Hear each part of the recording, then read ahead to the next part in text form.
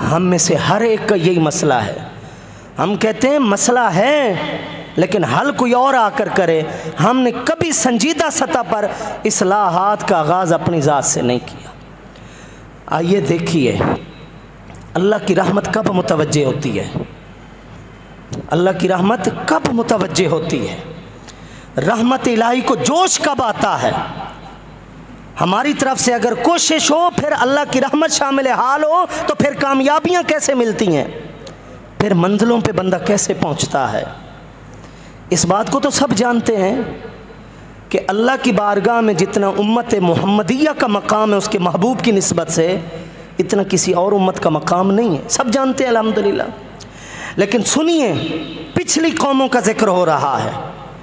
इसको भी आप सब जानते हैं कि जो मर्तबा कुरान मजीद का है वो मर्तबा किसी और आसमानी किताब का नहीं है, लेकिन फिर भी पिछली किताबों का बयान हो रहा है। ज़रा सुनिए, कुरान मजीद की 5वीं सूरह सूरह मैदा आयत नंबर 66, अल्लाह रब्बुल इज़्ज़त ने इरशाद फरमाया, जिस कौम को हमने तौरात दी, जिस कौम को हमने इंजील दी, पिछली कौमें जिनके ऊपर हमने ये किताबें नाजिल की, वलौ अन्नहुम अक़ामुत तौरात वल इंजील वमा उनज़िला इलैहिम मिन रब्बिहिम लअकलू मिन फ़ौक़िहिम व मिन तहति अर्जुलिहिम।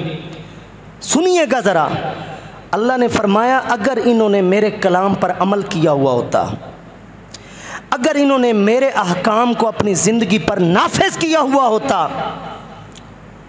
तो मैं रिस्क के आसमान से भी दरिया बहा देता, ज़मीन से भी दरिया निकाल देता।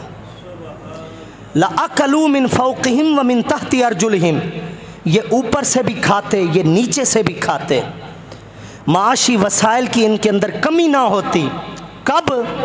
अगर इन्होंने मेरे नाजिल की हुई किताबों के ऊपर अमल किया हुआ होता। ये अल्लाह ताला पिछली कौमों के लिए बयान फरमा रहा है। ज़रा सोचिए कि हम माशी सतह पर, मादी सतह पर कितने मजबूत हो जाएंगे अगर हमने भी अल्लाह के कलाम पर अमल कर लिया होता, अगर अल्लाह के अहकाम को हमने अपने ऊपर नाफिज किया हुआ होता।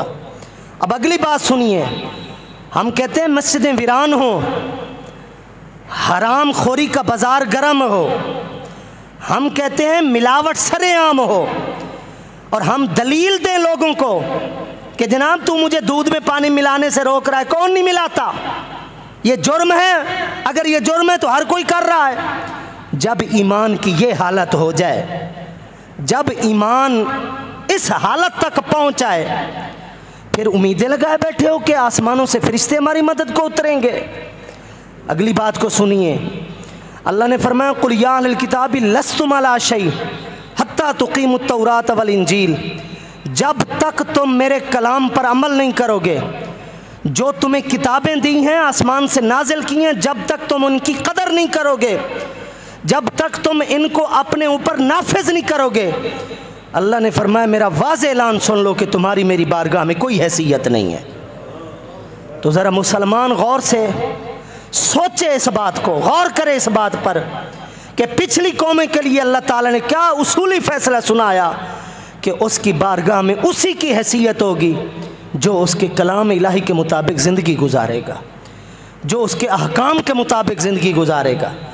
अगर कुरान हमारी मस्जिदों की अलमारियों में पड़ा रहा, अगर कुरान हमारे घरों की जनाब अलमारियों के अंदर पड़ा रहा और एक अरसे के बाद हमने उसकी गर्द और मिट्टी को साफ किया, उस कुरान को जब हमने इज्जत न दी, तो अल्लाह खुद फरमा रहा है कि फिर ऐसे लोगों की मेरी बारगाह में कोई हैसियत नहीं है। रह गए जोशीले नारे, जज्बाती बातें, वो कोई आज की नहीं है, वो एक अरसे से होती चली आ रही हैं। इस्लाह का आगाज़ तब होगा जब अल्लाह के अहकाम को अपनी ज़िंदगी के ऊपर नाफिज किया जाएगा। अगर मैं नाफिज ना करूं, मुझे कोई हक नहीं है ये बात करने का।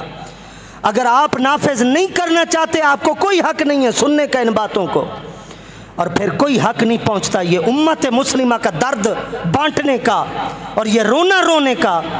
असल बात ये है जो शुरू में कही, जिन मसाइल का हमें सामना है, इन मसाइल के ज़िम्मेदार हम खुद हैं। क्या बोला है मैंने?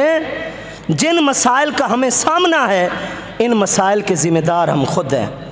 और बात सुनिए ज़रा, अल्लाह रब्बुल इज़्ज़त ने मुआशरे के किस तरह के लोगों को ख़बरदार किया है कि मुआशरे बर्बाद क्यों होते हैं, नहूसत ज़दा क्यों होते हैं, अल्लाह के अज़ाब उनके ऊपर क्यों नाजिल होते हैं।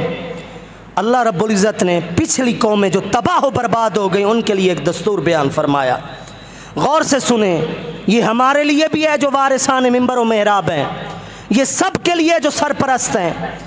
रब्बुल इज़्ज़त ने कुरान मजीद की 11वीं सूरह सूरह हूद आयत नंबर 116 के अंदर फरमाया, इरशाद फरमाया फलौला कान मिनल कुरून मिन क़ब्लिकुम, पहले वाली कौमें जो गुज़र चुकी हैं उनके अंदर उलू बक़ियतिन, समझदार लोग क्यों नहीं थे, बाशूर लोग क्यों नहीं थे, मजमूई तौर पर वो कौम जाहिल क्यों हो गई थी, मजमूई तौर पर वो कौमें अनपढ़ क्यों हो गई थी, मजमूई तौर पर उस कौम के अंदर तालीम क्यों ना पैदा हुई।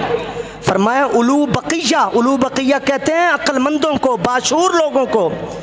तुमसे पहली वाली कौमों में अगर बाशूर लोग होते यनहौना अनिल फसाद फिल अर्द, तो ज़मीन में जो फसाद बरपा है उससे कम से कम वो रोकते तो सही। लेकिन बाशूर लोग नहीं थे जो लोगों को बुराई से रोकते।